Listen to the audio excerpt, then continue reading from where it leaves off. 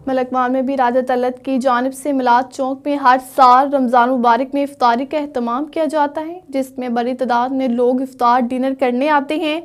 मज़ीद जानते अपने नुमाइंदे नसीम अकमल खान से। जी नसीम, आगाह कीजिएगा।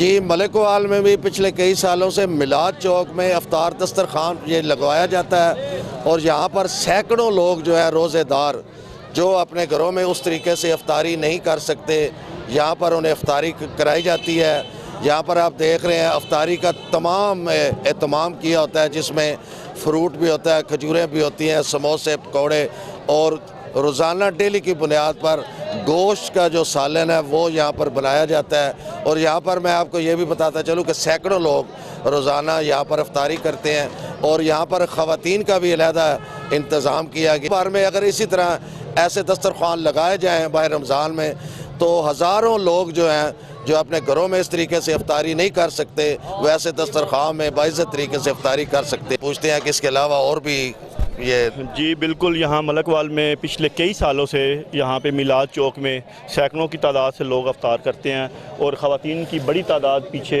बैक साइड पे हम पर्दे में उनका अफ्तार का इंतज़ाम करता है। दूसरा पॉइंट जो हमारा है वो THQ हॉस्पिटल मलकवाल में, वहाँ पे दूसरा पॉइंट है और वहाँ पे भी काफ़ी तादाद में लोग रोज़ा अफ्तार करते हैं। और ये मलकवाल में एक पूरी तहसील में एक मुनफरिद किस्म का अफ्तार है जो इससे पहले कभी किसी भी हमने नहीं देखा मलकवाल में हिस्ट्री में। तो ये राय तलत साहब का एक बड़ा मलकवाल की आवाम के लिए एक उनका काम है कि वो लोगों का एहसास करते हैं मलकवाल का। शुक्रिया। हाँ जी, जैसे इन्होंने बताया कि पिछले कई सालों से और यहाँ इसके अलावा भी THQ हॉस्पिटल जो मलकवाल है वहाँ पर भी इसी तरह दस्तरखान लगाया जाता है।